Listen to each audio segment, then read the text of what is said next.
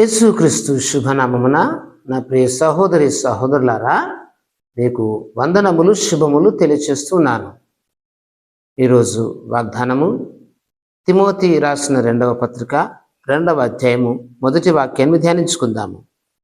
నా కుమారుడా, క్రీస్తు యేసునందున్న కృపచేత బలవంతుడగు కమ్ము. నా కుమారుడా, క్రీస్తు యేసునందున్న కృపచేత బలవంతుడగు కమ్ము అంటున్నాడు భక్తుడైనటువంటి పౌలు తన శిష్యుడైనటువంటి తిమోతికి, తన ఆత్మీయ కుమారుడైనటువంటి తిమోతికి రాస్తూ ఉన్నాడు. నా కుమారుడా, క్రీస్తు యేసునందున్న కృపచేత బలవంతుడగు కమ్ము. నా కుమారుడా, క్రీస్తు యేసునందున్న కృపచేత. నా ప్రియమైన దేవుని బిడ్డలారా, నీవు బలవంతుడవు కావాలి. దేని విషయంలో బలవంతుడవు కావాలి? ఆత్మ విషయములో నీవు బలవంతుడవు కావాలి. ఆత్మలో నీవు ధైర్యం కలిగి ఉండాలి. ఆత్మలో నీవు పరిశుద్ధతను కలిగి ఉండాలి. ఆత్మలో నీవు పట్టుదలను కలిగి ఉండాలి. ఆత్మలో నీవు విశ్వాసాన్ని కలిగి ఉండాలి. ఆత్మలో ప్రార్థన కలిగి ఉండాలి. ఆత్మలో నిరీక్షణ కలిగి ఉండాలి. ఆత్మ ద్వారా దేవుని కార్యములను జరిగించుటకు నిన్ను నీవు సిద్ధపడాలి. కాబట్టి యేసుక్రీస్తునందున్న కృపచేత బలవంతుడగు కమ్ము. యేసుక్రీస్తునందున్న కృపచేత అంటే నీవు బలవంతుడు కావాలంటే యేసుక్రీస్తు యొక్క కృప నీకు కావాలి. యేసు యొక్క సహాయం కావాలి. నీవు వర్ధిల్లాలి అంటే ఆత్మయందు నీ యొక్క భక్తి విశ్వాసాలు స్థిరపడాలి అంటే నువ్వు దేవుని యొక్క కృపలో బలవంతుడవు కావాలి. యేసయ్య సహాయం కావాలి. విశ్వాసమందు నువ్వు సాగాలన్నా ఆయన యొక్క సహాయం కావాలి. ప్రార్థనలో కొనసాగాలన్నా ఆయన సహాయం కావాలి. ఆయననే పరిశుద్ధాత్ముడు అని పిలుస్తాం, ఆదరణకర్త అని పిలుస్తాం. నా ప్రియమైనటువంటి దేవుని బిడ్డ, ఆ దేవుని యొక్క సహాయము నీకు కావలసి ఉన్నది.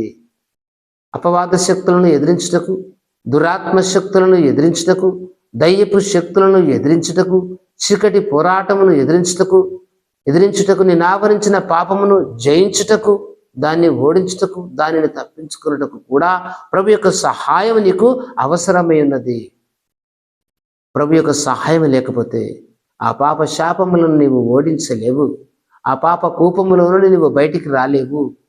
ఆ దరిద్రముల నుంచి నువ్వు బయటికి రాలేవు. మరి అంతేకాకుండా ఆత్మ విషయంలో నువ్వు బలహీనుడుగా ఉన్నావు. ప్రార్థించుటలో నువ్వు బలహీనుడిగా ఉన్నావు. ఆరాధించుటలో బలహీనుడిగా ఉన్నావు. వాక్యము ధ్యానించుట యందు బలహీనుడిగా ఉన్నావు. మందిరముకు వెలుట యందును, దేవుని పనుల యందును నువ్వు బలహీనుడిగా ఉన్నావు. అన్ని విషయాల్లో నువ్వు ఆత్మ విషయములో వెనుకబడి ఉన్నావు. అందుకే మత్తయి సువార్తలో ప్రభువైన యేసుక్రీస్తు అంటున్నాడు కదా, ఆత్మ విషయమై దీనులైన వారు ధన్యులు అని. ఆత్మ విషయంలో నీవు దీనుడవు అవ్వాలి. దీనుడవైనటువంటి నీవు దైవశక్తిని సొంతం చేసుకోవాలి. దైవాత్మ చేత నింపబడాలి. దైవ జ్ఞానము చేత నింపబడాలి. దైవ జ్ఞానము చేత నింపబడాలి. దైవ భక్తి చేత నింపబడాలి.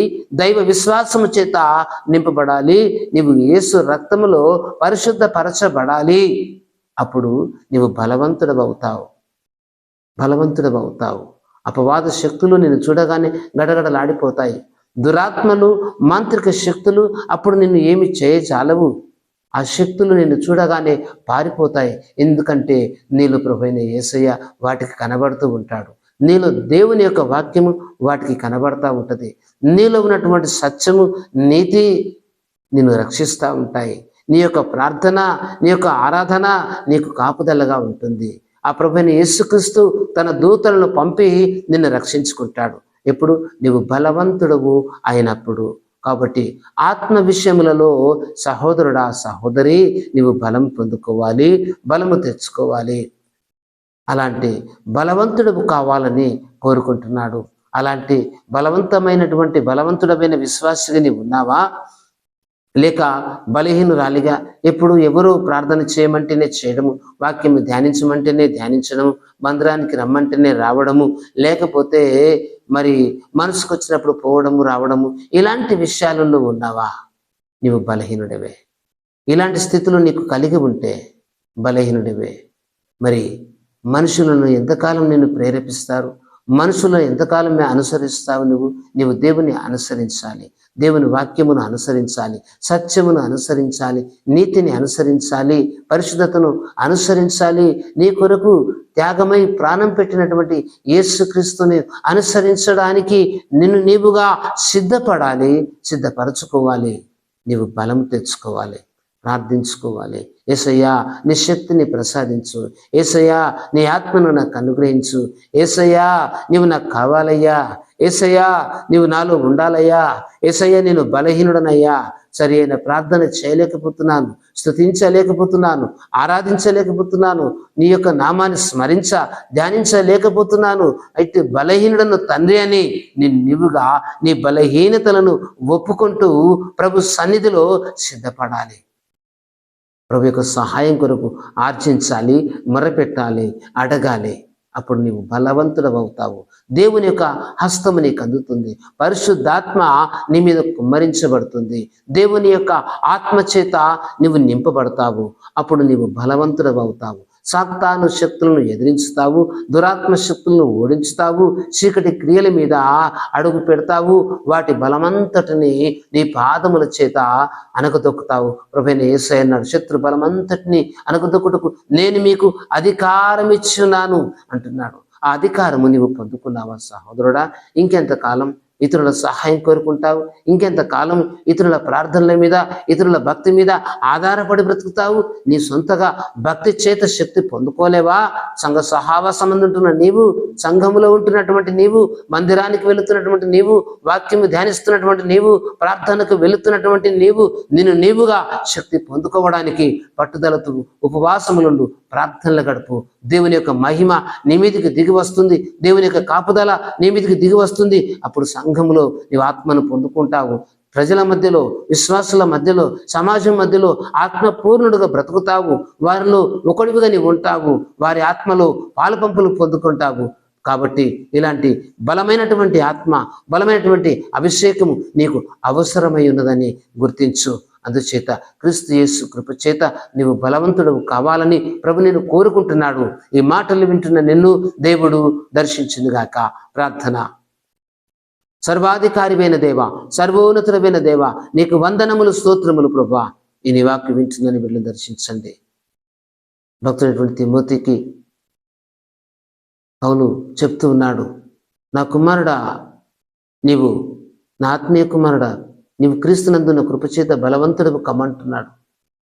నీ శక్తి సరిపోదు నా కుమారుడా, నీ జ్ఞానం సరిపోదు. దేవుని కృపచేత నువ్వు బలవంతుడు కావాలి, సిద్ధపడు అంటున్నాడు. అయ్యా, ఈ రోజుల్లో ఎంతోమంది నేను నమ్మిన బిడ్డలు ప్రార్థన యందు వెనుకబడి ఉన్నారు, పాటల యందు వెనుకబడి ఉన్నారు, స్తుతించుట యందు వెనుకబడి ఉన్నారు, తండ్రి ఆరాధించడంలో చాలా వెనుకబడి ఉన్నారు. మందిరానికి వెళ్ళుట ఎందును, సమర్పణ ఎందును, అయ్యా పట్టుదల ఎందును, అయ్యా అనేక విషయంలో వాళ్ళు వాక్యము గ్రహించుట ఎందును కూడా వెనుకబడి ఉన్నారు. ప్రభువా కృప చూపండి నాయన. ఆత్మీయ జీవితంలో బిడ్డలు వర్ధిల్లు లాగున సిద్ధపరచండి, బలపరచండి. వారికి నీ బలం అవసరమైనది, వారికి నీ కృప అవసరమైనది, వారికి నీ ఆత్మ అవసరమైనది. పరిశుద్ధాత్ముడా, నీ బిడ్డల మీదకి మీరు దిగి రమ్మని అడుగుచున్నాం. కృప చూపండి, దర్శించండి, సహాయం చేయమని వేడుకుంటున్నాను. నీ పాద సన్నిధికి ఈ నీ వాక్కు వింటున్న బిడ్డలందరినీ ఎత్తిపడుతూ దర్శించమని యేసుక్రీస్తు శ్రేష్ఠ నామమున ప్రార్థిస్తున్నాము తండ్రి. ఆమేన్.